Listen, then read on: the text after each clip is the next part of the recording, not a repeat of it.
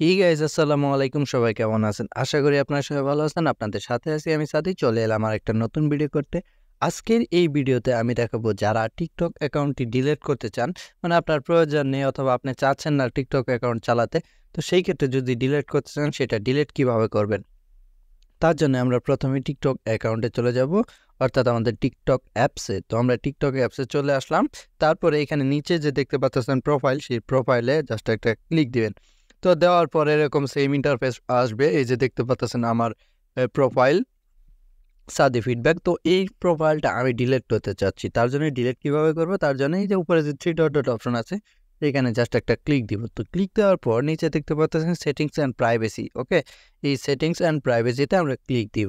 তো ক্লিক দেওয়ার পর সবার উপরেই দেখতে পাচ্ছেন অ্যাকাউন্ট, সেই অ্যাকাউন্টে আমরা জাস্ট একটা ক্লিক দিব। দেওয়ার পর সবার নিচে দেখতে পাচ্ছেন ডিঅ্যাক্টিভ অর ডিলিট অ্যাকাউন্ট। ওকে, আমরা এখানে ক্লিক দিব। তো ক্লিক দেওয়ার পর এখানে দেখতে পাচ্ছেন নতুন একটা পেজ ওপেন হবে, লোড হচ্ছে। তো এখন দেখতে পাচ্ছেন আপনি যদি চান যে ডিঅ্যাক্টিভ করতে, সেই ক্ষেত্রে এখানে ডিঅ্যাক্টিভ অপশনে ক্লিক দিয়ে আপনি কিছুদিনের জন্য, মানে সাময়িক যদি হয় সেই ক্ষেত্রে ডিঅ্যাক্টিভ করতে পারবেন। আর যদি চান যে আপনার পার্মানেন্টে ডিলিট করতে, সেই ক্ষেত্রে এখানে দ্বিতীয় অপশন ডিলিট অ্যাকাউন্ট পার্মানেন্টলি। ওকে, তো এইখানে আমরা জাস্ট একটা ক্লিক দিব। আর এখানে কথা হলো যে যদি আপনি ধরেন 30 দিনের মধ্যে যদি আবার লগ ইন করেন, সেই ক্ষেত্রে কিন্তু আপনার অ্যাকাউন্টটি ব্যাক হয়ে যাবে। ওকে, এখানে দেখতে পারতেছেন আপনি কিসের জন্য টিকটকটা মানে চাচ্ছেন না যে আপনার টিকটক অ্যাকাউন্টটা থাকুক, এরকম কিছু অপশনাল আছে।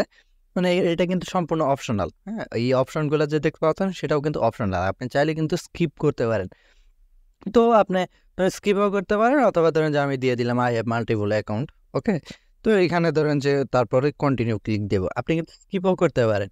তো দেওয়ার পর এখানে যদি আপনার তথ্যগুলা ডাউনলোড করতে চান, সেই ক্ষেত্রে রিকোয়েস্ট ডাউনলোড, অর্থাৎ আপনার যদি কোনো ভিডিও থাকে বা কোনো তথ্য চান, সেক্ষেত্রে রিকোয়েস্ট ডাউনলোডে আপনি রিকোয়েস্ট দিয়ে আপনার তথ্যগুলো ডাউনলোড করতে পারবেন।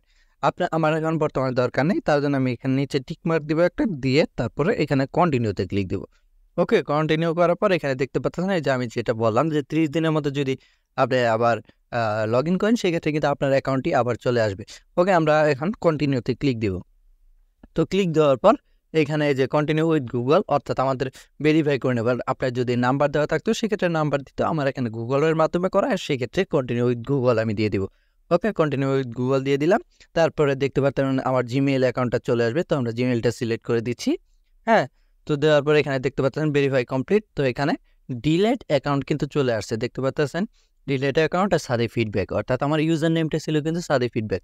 ওকে, আমরা ডিলেট অপশনে ক্লিক দিব, ডিলেট অ্যাকাউন্ট। ওকে, আমরা ডিলেটে ক্লিক দিয়ে দিলাম। ওকে, আমাদের কিন্তু কাজ শেষ। এখন কিন্তু দেখতে পারতেছেন এই যে লাস্ট অ্যাক্টিভিটি, এখান থেকে আমরা চাইলে কিন্তু ডিলিট করে দিতে পারি। এখন কিন্তু বর্তমানে আমাদের কোনো অ্যাকাউন্ট নাই।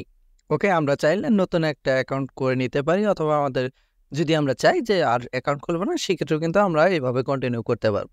তো ভিউয়ার্স, ভিডিওটি কেমন লাগলো সেটা জানাতে ভুলবেন না। ভিডিওতে লাইক, শেয়ার, সাবস্ক্রাইব তো অবশ্যই করবেন। তো ভিডিও দেখা হবে খুব শীঘ্রই। ভালো থাকবেন, সুস্থ থাকবেন, টাটা, বাই বাই।